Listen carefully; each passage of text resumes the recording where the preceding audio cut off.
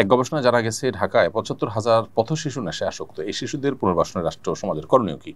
সবচেয়ে সহজ উপায় আমার কাছে মনে হয় এই শিশুদেরকে দেশের সবচাইতে পরীক্ষিত আপনজন ওলামা ইকরাম, এতিম শিশু, অসহায় শিশু যারা আছে তাদেরকে পুনর্বাসন করে থাকেন।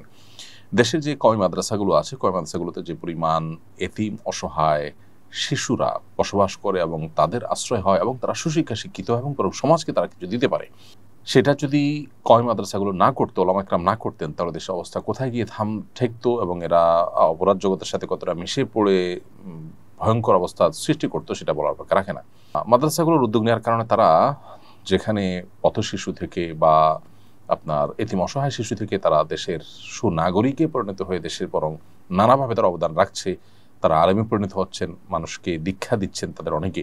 এই জায়গা থেকে আমার কাছে মনে হয় ঢাকা যে ৭৫,০০০ পথশিশু নেশা আসক্ত হওয়ার কথা শোনা যাচ্ছে, তাদের পুনর্বাসনের জন্য ওলামা ইকরামকে দায়িত্ব দেওয়া হোক। যে সমস্ত এনজিওগুলো বিদেশিদের কাছ থেকে তহবিল এনে তারা নানাবিধ মুখরোচক প্রজেক্ট ইত্যাদির কথা শোনায় এবং এই জাতীয় শিশুদের দায়িত্ব ভার গ্রহণ করে, তাদের কাছে এরা কখনো ততটা নিরাপদ নয়। অতএব ওলামা ইকরাম বা কওমি মাদ্রাসাগুলোতে তাদের পুনর্বাসনের ব্যবস্থা করা হলে আমার মনে হয় যে এই সমস্যার সবচাইতে ভালো সমাধান করা সম্ভব। শুক্রবারের বিশেষ আমল সমূহ জানতে চাই। শুক্রবারের প্রথম আমল হলো ভোরে ঘুম থেকে আগে আগে উঠা। দ্বিতীয় আমল হলো ফজরের নামাজ জামাতের সাথে পুরুষরা আদায় করা। কারণ নবী করিম সাল্লাল্লাহু আলাইহি সাল্লামের একটি হাদিস আছে, তিনি বলেছেন আফদালুস সালাওয়াত সালাতুল ফজর মাআল জামাআতি ইয়াউমাল জুমআহ। সবচেয়ে উত্তম নামাজ হলো, যত নামাজ আছে এর মধ্যে সবচেয়ে উত্তম নামাজ হলো জুমার দিনে ফজরের নামাজ পুরুষরা জামাতের সাথে আদায় করা। এটা হলো যত নামাজ আছে এর মধ্যে সবচেয়ে শ্রেষ্ঠ মর্যাদার নামাজ। এর জন্য জুমার দিনের দ্বিতীয় আমল হলো ফজরের নামাজ জুমার দিন আপনার মহল্লার মসজিদে জামাতের সাথে পুরুষরা আদায় করা, মা বোনরা বাসায় আগে আগে আদায় করা।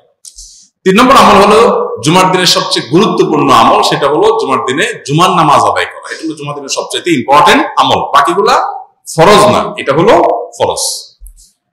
এরপরে আসুন ৪ নম্বর আমল হলো যে আমলটা সবচেয়ে বেশি করা উচিত জুমার দিনে, সেটা হলো দুরূদ পাঠ করা। কারণ নবী সাল্লাল্লাহু আলাইহি ওয়াসাল্লাম বলেছেন আকসিরু আলাইয়া মিনাস সালাতি মিন ইয়াউমিল জুমআতি ওয়া লাইলাতিল জুমআহ। তোমরা জুমার রাতে অর্থাৎ বৃহস্পতিবার দিবাগত রাতে এবং জুমার দিনে অর্থাৎ জুমার সারা দিন সূর্য ডোবার আগ পর্যন্ত শুক্রবারে এই পুরো সময় জুড়ে তোমরা বেশি বেশি দুরূদ পাঠ করো আমার প্রতি। তাহলে জুমার দিনের বেশি আমল করতে হবে যেটা পরিমাণে, সেটা হলো কি দুরূদ প্রেরণ নবী সাল্লাল্লাহু আলাইহি ওয়াসাল্লামের প্রতি। কয়টা আমল হলো? 4টা। এর পাশাপাশি 5 নম্বর আমল হলো জুমার দিনে আপনি গোসল করবেন, পরিচ্ছন্ন হবেন সুন্দর করে। এরপর আরেকটা আমল হলো আপনি উত্তম পোশাক পরিধান করবেন।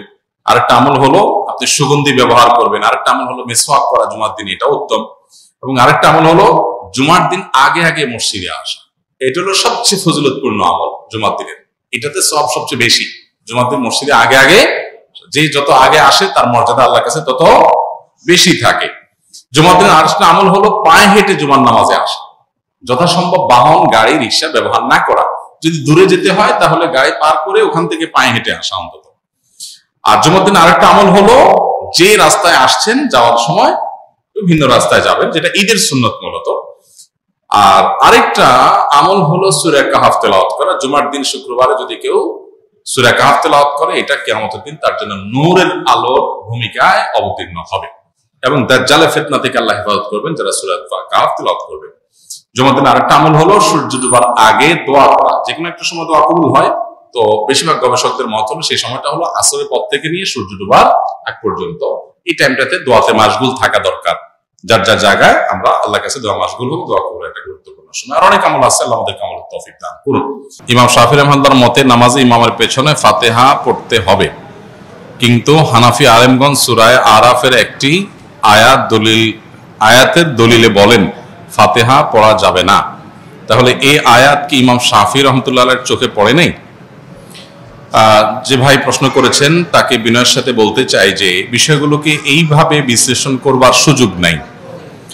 একটা আয়াত, একজন ইমাম, স্বনামধন্য একজন ইমাম, লক্ষ লক্ষ কোটি মানুষ, কোটি কোটি মানুষ যাকে অনুসরণ করছেন, ইলমের মহাসমুদ্র, তার কাছে আয়াত চোখে পড়ে নাই এমনটি কোনো মুসলমানই মনে করার কোনো কারণ নাই। তাহলে বিষয়টা কি যে আয়াত দিয়ে একটি থট একটি মাযহাবের ওলামারা দলিল দিচ্ছেন, আরেক মাযহাবের ওলামা ইকরাম সেটাকে দলিল গ্রহণ করছেন না, কারণ কি? এর উত্তর হলো যে বিষয়টা ব্যাখ্যা সংক্রান্ত বিষয়। কারণ ইমাম আবু হানিফা রাহিমাহুল্লাহ এবং তার অনুসারী অন্যান্য ওলামা ইকরাম যে আয়াত দিয়ে দলিল দিচ্ছেন, এই আয়াতকে তারা যে অর্থে নিচ্ছেন, ইমাম শাফি রাহিমাহুল্লাহর কাছে ভিন্ন অর্থ, ভিন্ন ব্যাখ্যা আছে। একই কথার একাধিক ব্যাখ্যা, একাধিক অর্থ থাকে এবং সেটার প্রেক্ষিতে মতভিন্নতা তৈরি হয়। এটা বোঝার জন্য সবচাইতে উত্তম হলো নবী করিম সাল্লাল্লাহু আলাইহি সাল্লাম যখন সাহাবীদেরকে একটি অভিযানে পাঠিয়েছেন এবং বলেছিলেন, তোমরা যেই অভিযানে তোমাদের পাঠানো হচ্ছে, যে গোত্রের কাছে পাঠানো হচ্ছে, সেখানে গিয়ে তোমরা আসরের নামাজ পড়বে। নবী সাল্লাল্লাহু আলাইহি সাল্লামের এই নির্দেশ সবাই শুনেছেন এবং সবাই সেটাকে মানার জন্য প্রস্তুত ছিলেন। প্রতিমধ্যে যখন আসরের নামাজের ওয়াক্ত যায় অবস্থা হয়ে যাচ্ছে, তখন কিছু সাহাবী নামাজ পড়ে ফেললেন, কারণ ফরজ নামাজ ওয়াক্ত চলে যাচ্ছে, তাহলে হারাম হবে, এই জন্য তারা পড়ে ফেলেছেন। আর কিছু সাহাবী তারা পড়েন নাই, তারা যথাস্থানে গিয়ে তারপরে আদায় করেছেন।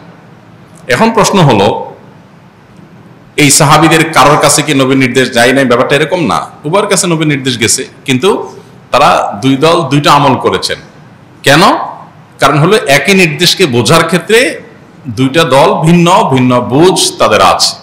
লাহু ফাহমুন অতিয়াহু রাজুলুন মুসলিম, যে কোনো মুসলিম তাকে আল্লাহ তাআলা যে বিবেক, তাকে আল্লাহ যে বুদ্ধি সেন্স দিয়েছেন, সেটা দিয়ে তিনি বুঝেছেন। এখন যে সমস্ত সাহাবীরা আসর পড়েছেন, তাদের যুক্তি ছিল যে নবী সাল্লাল্লাহু আলাইহি ওয়াসাল্লাম আমাদেরকে তাড়াতাড়ি যেতে বলেছেন যাতে আসর সেখানে গিয়ে পড়া যায়। এর মানে এইটা না যে ওয়াক্ত শেষ হয়ে গেলেও আমরা নামাজ পড়বো না। তো এই জন্য নবীজির নির্দেশের মানে হলো তাড়াতাড়ি যাওয়া, যেন আসর সেখানে যে পড়া যায়। ওয়াক্ত চলে গেলে আমাদেরকে নামাজটা আগে পড়তেই হবে, সেজন্য তারা নামাজ পড়ে ফেলেছেন।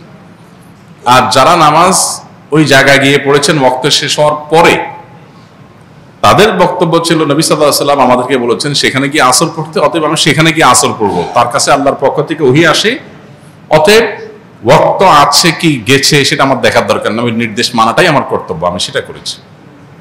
দুইটাই আপন জায়গায় সঠিক। নবী সাল্লাল্লাহু আলাইহি ওয়াসাল্লাম এই সংবাদ শোনার পর দুই মতের উপর আমল করা কাউকেই তিনি ভৎসনা করেননি, তার মানে উভয়টাকে তিনি অ্যাকসেপ্ট করেছেন। তো কোরআন এবং হাদিসের ক্ষেত্রে মুজতাহিদ ইমামগণ যখন কোনো ইস্তিহাদ গবেষণা করে কোনো আয়াত থেকে, কোনো হাদিস থেকে কোনো মাসআলা উদ্ঘাটন করেন বিভিন্ন মূলনীতির আলোকে, তো সেটা একই আয়াত থেকে একাধিক ব্যাখ্যা, একাধিক অর্থ, একাধিক বিশ্লেষণ, একাধিক মর্ম, এটার ভিত্তিতে একাধিক মত সৃষ্টি হতে পারে।